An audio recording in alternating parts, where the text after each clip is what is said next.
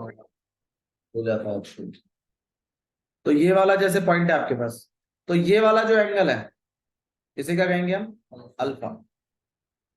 Y वाले के साथ जो है इस वाले एंगल को कहते हैं हम लोग बीटा, और जो जेड एक्सिस के साथ जो एंगल है उसे हम कहते हैं गामा। ठीक है। और इन एंगलों के जो कॉस की वैल्यूज होती है, कॉस अल्फा, कॉस बीटा और कॉस गामा, ये वैल्यूज कहलाती हैं एल, एम और एन। और ये जो एल, एम, एन वैल्यूज है ना, यही है आपके डायरेक्शन कोसाइंस। Direction cosine. ठीक है। तो अब इन डायरेक्शन कोसाइंस का एक रिलेशनशिप और है, वो रिलेशनशिप थोड़ा सा ध्यान रखिए कि L square plus M square plus N square बराबर होता है 1 के। ये इनकी खासियत है कि L square plus M square plus N square किसके बराबर होता है, 1 के। सबसे पहले आपने पोजीशन वेक्टर पढ़ा है। पोजीशन वेक्टर क्या होता है, पोजीशन वेक्टर क्या होता है, जिसका इनिशियल पॉइंट क्या होता है, ओरिजिन होता है 0 0 0, वो कहलाता है आपका पोजीशन वेक्टर। पोजीशन वेक्टर के बाद हमने ये भी पढ़ लिया था कि किसी वेक्टर की अपनी डायरेक्शन होती है, अपना मैग्नीट्यूड होता है। मैग्नीट्यूड भी पढ़ लिया, लेंथ ऑफ वेक्टर होता है।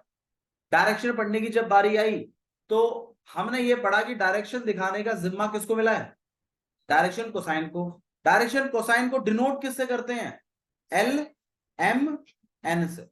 अब ये लिंक वाली बात है, एल जो है वो कॉस अल्फा है, एम जो है वो कॉस बीटा है, और जो आपका एन है वो कॉस गामा है। इनका आपस में भी एक रिलेशन है, L square plus M square plus N square किसके बराबर है, 1 के। अच्छा, इस रिलेशनशिप का यूज क्या है, इस रिलेशनशिप का यूज ये है कि आपको एल, एम, एन में से अगर कोई दो पता है तो तीसरा आप निकाल सकते हैं। मान लीजिए एल और एम में से मान लो एल पता है, एम नहीं पता। ठीक है। तो ये कॉस अल्फा, कॉस बीटा और कॉस गामा, ये आपके एल, एम, एन, एन, और इन्हें ही हम क्या कहते हैं, डायरेक्शन कोसाइंस। ठीक है। L square plus M square plus N square equal to 1, ये एक रिलेशनशिप है। इसका यूज हम कब करते हैं, जब एल और एम पता है, एन नहीं पता, तो इसको यूज करके आप एन निकाल सकते हो। या एल और एन पता है, एम नहीं पता, तो निकाल सकते हो। एम और एन पता है, एल नहीं पता, तो निकाल सकते हो। मतलब इस इक्वेशन का यूज किया जा सकता है। समझ में आया। ठीक है। अच्छा जी, कॉस अल्फा, कॉस बीटा और कॉस गामा, ये आपके डायरेक्शन कोसाइंस को डिनोट करते हैं। ठीक है। जिसमें कॉस अल्फा किसको डिनोट कर रहा है, एल को, कॉस बीटा किसको डिनोट कर रहा है, एम को, और कॉस गामा किसको डिनोट कर रहा है, एन। ठीक है। L square plus M square plus N square किसको डिनोट करता है, इक्वल टू 1। अच्छा, तो इसका मतलब अगर हमें किसी वेक्टर का एक्स वाई जेड एक्सिस के साथ एंगल बनाया है, एंगल पता है, चाहे बेशक हमें वो वेक्टर नहीं पता। मान लीजिए मुझे ये पता है कि भाई एक्स एक्सिस के साथ कितना एंगल क्रिएट करा है, let it be 60, Y axis के साथ लेट इट बी 30, और जेड एक्सिस के साथ लेट इट बी 45, तो भी मैं इस वेक्टर का क्या निकाल सकता हूं, डायरेक्शन कोसाइन निकाल सकता हूं। कैसे, क्योंकि मैंने अभी अभी बताया आपको एल निकालने के लिए फॉर्मूला क्या है, कॉस अल्फा। कॉस अल्फा मतलब कॉस 60, कॉस 60 मतलब 1/2, कॉस 60 1/2। ऐसे ही एम भी निकाल सकते हो आप, कितना, कॉस बीटा। बीटा की जगह क्या चलेगा आपके पास, cos 30, cos 30 कितना आएगा, √3/2। और एक है आपके पास n, that is cos gamma, cos 45, cos 45 कितना होता है, 1/4। भाई अगर ये नॉन स्टैंडर्ड एंगल है तो आ, फिर आपके पास L square plus M square plus N square 1 नहीं बनाएगा। ठीक है, देखो ये मैंने आपको जस्ट रैंडमली लिखा है, मैंने कह रहा कि ऐसा कोई ऐसा हो सकता है कि शायद वहां से 60 बन रहा है, वहां से 45 बन रहा है और वहां से 30 बन रहा है, शायद ऐसा कोई एक पर्टिकुलर जगह मिल ही ना रहे, ऐसा हो सकता है बिल्कुल।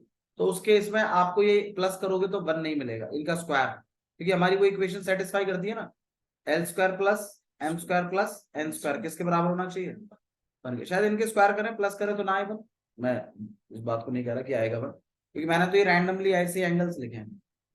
तो मैं आपको सिर्फ ये कह रहा हूं कि अगर आपको एक्स एक्सिस वाई एक्सिस और जेड एक्सिस के साथ एंगल पता है तो आप किस चीज को निकाल सकते हैं, डायरेक्शन कोसाइन, क्योंकि डायरेक्शन कोसाइन निकालने का तरीका एक तो वेक्टर को उसके मैग्नीट्यूड से डिवाइड करके, और दूसरा तरीका एक्स एक्सिस वाई एक्सिस और जेड एक्सिस के साथ एंगल्स के थ्रू भी है, उनके कॉस की वैल्यूज को निकालकर, एक कॉस अल्फा निकाल लीजिए, कॉस बीटा, कॉस गामा।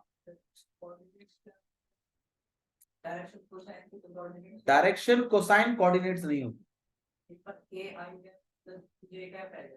हाँ जी, और बी आ गया तो वही अभी मैंने डायरेक्शन, आप जिसके बारे में बात कर रहे हो वो डायरेक्शन रेशियोज है, वो डायरेक्शन कोसाइन नहीं है। अभी मैं डायरेक्शन कोसाइन के बारे में बता रहा हूँ, वो डायरेक्शन कोसाइन अलग है, डायरेक्शन रेशियोज अलग चीज है, दो चीजें हैं ये, डायरेक्शन रेशियोज और डायरेक्शन कोसाइन।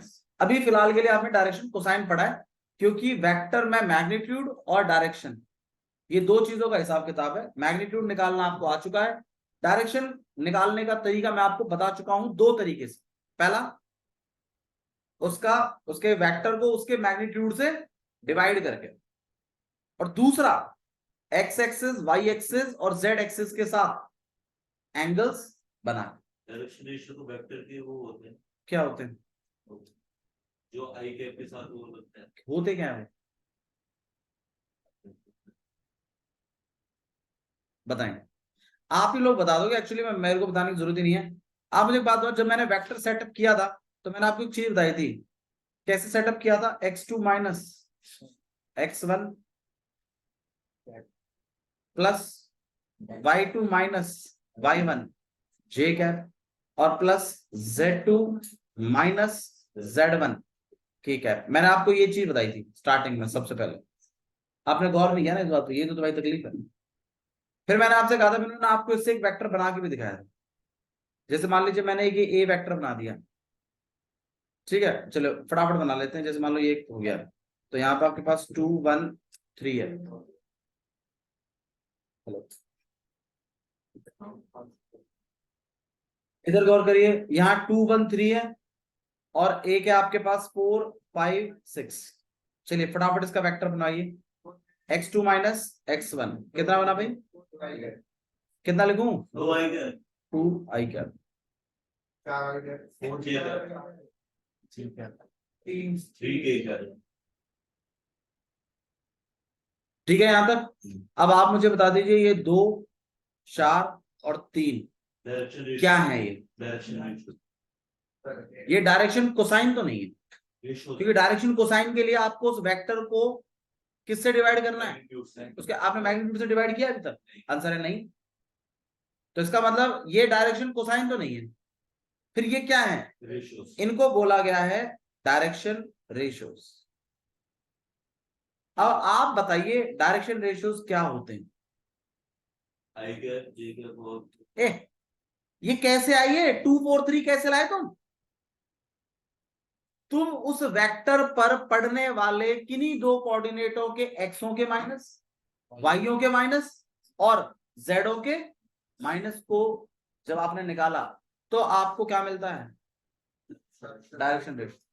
अब एक वेक्टर पे कितने कोऑर्डिनेट हो सकते हैं, तो आप कोई भी दो के बीच में अगर माइनस करोगे, किन्हीं भी दो पॉइंटों को लेके, मैंने तो कोई दो लिए हैं, स्टार्टिंग और लास्ट वाला, फर्स्ट और स्टार्टिंग वाला, फर्स्ट और लास्ट वाला सॉरी, और उनको क्या करवाया मैंने माइनस, तो जो बने हैं नंबर उन्हें ही क्या बोला गया है, डायरेक्शन रेशियो। अब आप मुझे बस एक चीज और बता दीजिए, तो मतलब भैया डायरेक्शन रेशियो जो होते हैं वो दो पॉइंटों के एक्सों के, वाईओ के और जेडों के माइनस होते हैं, आंसर है बिल्कुल सही बात है। अब आप एक चीज और समझाइए, एक वेक्टर के कितने डायरेक्शन रेशियोज हो सकते हैं, क्यों, नंबर ऑफ पॉइंट्स, क्योंकि उस पे अनगिनत तो नंबर है, तो तुम हर बार क्या करोगे, एक नया पॉइंट लोगे और एक पॉइंट लोगे और उनको क्या करवा दोगे, माइनस, और आपके हर बार डायरेक्शन रेशियो आएगा। बात है बिल्कुल सही। तो एक वेक्टर के कितने डायरेक्शन रेशियोज होते हैं, यहां ध्यान दे लीजिए। एक वेक्टर के कितने डायरेक्शन रेशियो होते हैं, आंसर है इनफाइनाइट। कितने डायरेक्शन कोसाइन होते हैं, डायरेक्शन कोसाइन आंसर है एक ही होता है। क्योंकि अगर आपने एंगल चेंज किया तो वो वेक्टर की डायरेक्शन बदल जाएगी, वेक्टर की डायरेक्शन बदल जाएगी तो वेक्टर ही बदल जाएगा। अच्छा भैया, ऐसे तो फिर भी अनगिनत होते हैं, हम कौन से वाले माने, आप कोई से भी मान सकते हैं वैसे तो, लेकिन एक इनको डायरेक्शन रेशो क्यों बुला रहे हो भैया, फिर मतलब कुछ और नाम देते रेशो क्यों। एक्चुअली में ये इनका हिसाब किताब यहां पर ऐसा है कि ये डायरेक्शन रेशोज अगर कभी भी अगर हम इसके डायरेक्शन कोसाइंस के साथ करते हैं ना रेशो में, मतलब अगर हम हमारे इन ए बी और सी वैल्यूज का रेशो करें किन के साथ, एल एम और एन के साथ, तो हमेशा सेम आता है। मतलब इनके रेशियोज क्या होते हैं, हमेशा सेम आता है। ये मतलब तो अब अगर किसी चीज के साथ अगर रेशियो हमेशा सेम आ रहा है तो भाई कुछ तो खासियत होगी ना, तो इसीलिए इनको क्या नाम दिया गया है, डायरेक्शन रेशियोज। इनके रेशियो की काबिलियत की वजह से कि ये डायरेक्शन कोसाइंस के साथ सेम रेशियो क्रिएट करते हैं, प्रोपोर्शनल होते हैं ये किसके, डायरेक्शन कोसाइंस के साथ। कौन, डायरेक्शन रेशियोज क्या होता है, किसी भी वेक्टर के एक्स एक्सिस वाई, किसी भी वेक्टर पे पड़ने वाले दो पॉइंटों के एक्स के डिफरेंस, वाई के डिफरेंस और जेड के डिफरेंस को क्या कहते हैं, डायरेक्शन रेशियोज। डायरेक्शन कोसाइन क्या होता है, हाँ डायरेक्शन रेशियो को मत बोलो, वेक्टर को बोलो। डायरेक्शन कोसाइन क्या होता है, पहले तो मैं ये पूछ रहा हूं तुमसे। डायरेक्शन कोसाइन वो वैल्यूज हैं जो आपके उस वेक्टर के डायरेक्शन को क्या करती हैं, डिनोट करती है। अब डायरेक्शन कोसाइन निकालने के तरीके बताओ क्या क्या है। दो तरीके, सबसे पहला, आप उसके वेक्टर को उसके मैग्नीट्यूड से क्या कर दीजिए, डिवाइड। ये सबसे पहला तरीका हमने सीखा था कल या फिर आज हम थोड़ा देखा। और दूसरा क्या सीखा, अगर आपको भैया X axis Y axis Z axis के साथ अगर एंगल पता है तो भी आप क्या निकाल सकते हैं, डायरेक्शन कोसाइन। अगर आपको ये बातें समझ में आती हैं तो आप यकीन मानिए आपको वेक्टर आ गया। क्योंकि जो हार्ड टॉपिक है वो डायरेक्शन कोसाइन और डायरेक्शन रेशियो का है। इसके बाद तो आपको डॉट प्रोडक्ट सिखा देंगे, क्रॉस प्रोडक्ट सिखा देंगे, बस वही है, बाकी और कुछ नहीं इस चैप्टर। ठीक है, कल हम लोग इसके एक्सरसाइजेस करना शुरू करेंगे। ठीक है, चलिए।